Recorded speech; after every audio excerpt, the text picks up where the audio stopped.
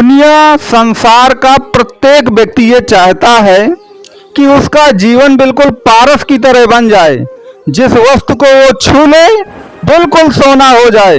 लेकिन जीवन में ऐसा तब तक नहीं हो सकता है जब तक आपकी भाग्य, आपकी किस्मत आपका साथ नहीं देगी।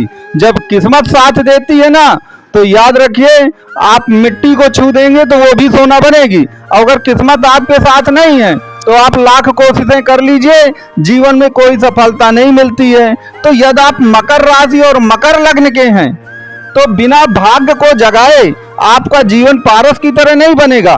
तो वास्तव में जो भी मकर राशि के जातक हैं वह अपने भाग्य को कैसे जगाएंगे ताकि उनका जीवन बिल्कुल पारस बन जाए, उनका स्वास्थ्य पूरा संजीवनी की तरह बन जाए, उसी पर यह पूरा वीडियो आधारित है।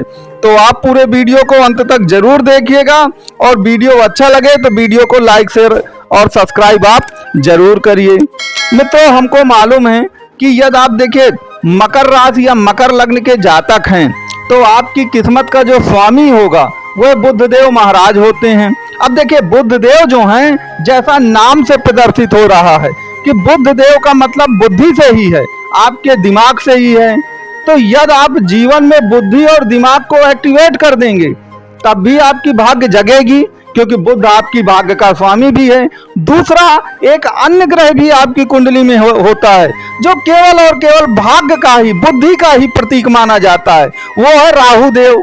क्योंकि राहु देव को तो आप जानते हैं, वह तो कटा हुआ सर है। तो कटा हुआ सर में क्या है? दिल तो है ही नहीं है, केवल दिमाग ही है, और दिमाग का तात्पर्य भी बुद्धि है। तो अब आप इन दो ग्रहों को पकड़िए, एक राहु और एक बुध, दोनों बुद्धि के प्रतीक हैं। और याद रखिएगा, बुद्धि और दिमाग जो होती है ना, वह इमोशंस या भावनाओं में बह करके कोई काम नहीं करती है, भावना शून्य लगभग होती हैं। तो अब आप कहेंगे कि महाराज, भावना शून्य हो पाना एक इंसान के लिए तो नामुमकिन है, क्योंकि मनुष्य तो एक सामाजिक प्राणी है, उसे 20 लोगों के साथ में रहना है। वह भावना शून्य कैसे हो सकता है? वह इमोशनलेस कैसे हो सकता है? तो यहाँ पर एक बात याद रखिए कि जब आप घर के अंदर हैं, अंदर का तात्पर्य जो आपके रिश्ते नाते हैं, सामाजिक दायित्व है, उसमें तो आप भावना प्रधान बन सकते हैं।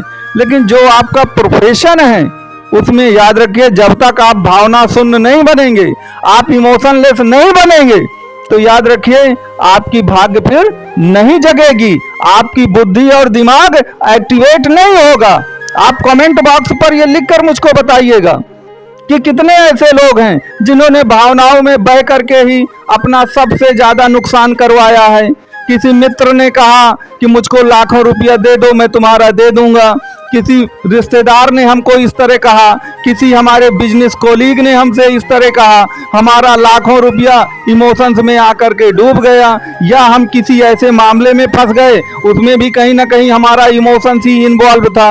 तो कहने का तात्पर्य मेरे ये है कि जब तक आप बुध और राहु को नहीं एक्टिवेट करेंगे, याद रखिए जीवन पारस नहीं बनेगा। मकर राशि और मकर लग्न के जातक, अगर आपने बुध और राहु को एक्टिवेट कर लिया, आप जीवन के ज्यादातर क्षेत्रों में इमोशनलेस बन गए, अपनी बुद्धि और दिमाग का प्रयोग करने लगे, तो आपको आगे बढ़ने से भी इस दुनिया की कोई ताकत रोक नहीं सकती है। और अगर आप फिर वही पुरानी गलतियां दोहराएंगे, फिर इमोशंस में बहकर हर काम करेंगे, तो फिर वहां पर आपको दिक्कत आ जाएगी। इस बात को याद रखिएगा।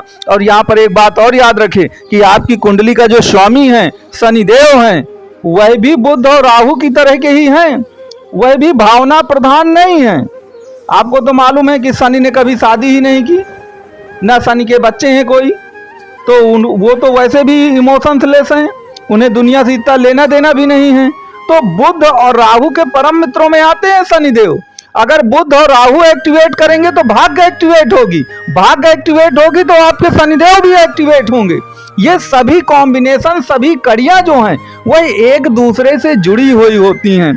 अब यहाँ पर प्रश्न ये उठता है कि महाराज हमारी कुंडली में तो बुधदेव यहाँ पर बैठे हैं, कोई कहेगा महाराज हमारी कुंडली में तो बुधदेव नीच के हैं, कोई कहेगा कि राहु देव तो अष्टम में बैठे हैं, राहु देव सूर्य द्वारा अस्त हैं। ऐसे बहुत सारे कॉम्बिनेशन जो हैं वह कुंडली में बनते हैं। तो इसके लिए देखिए, कुंडली का बृहद विश्लेषण जरूरी होता है।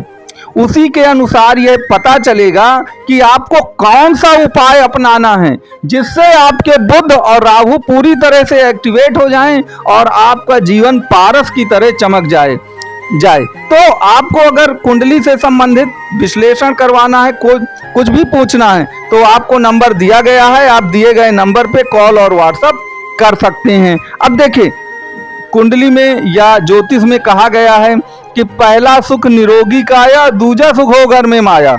कहने का तात्पर्य है कि आपके पास माया चाहे जितनी आ जाए, धन दौलत सुख सुविधाएं चाहे जो हो जाएं, अगर आपका शरीर ठीक नहीं है ना, स्वास्थ्य ठीक नहीं है, तो ये सभी आपके लिए शून्य है, इनका कोई मतलब नहीं रह जाता है।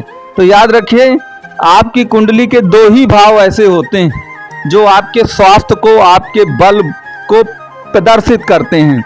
एक तो आपका जो लग्न होता है वह जीवन का प्रथम स्थान भी कुंडली का होता है, तो वह आपकी शरीर की स्थिति को प्रकट करता है। दूसरा थर्ड हाउस जो होता है वह आपके साहस, धैर्य, पराक्रम और पुरुषार्थ को प्रदर्शित करता है।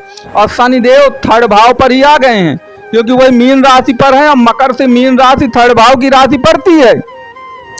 तो अगर आपकी कुंडली का स्वामी ही अब थर्ड भाव पर आ गया है, तो आप मान लीजिए कि अगर आपको कोई रोग दलिद्र था भी तो वह भी अब बिल्कुल चला जाएगा और आपका शरीर पूरा संजीवनी की तरह बन जाएगा।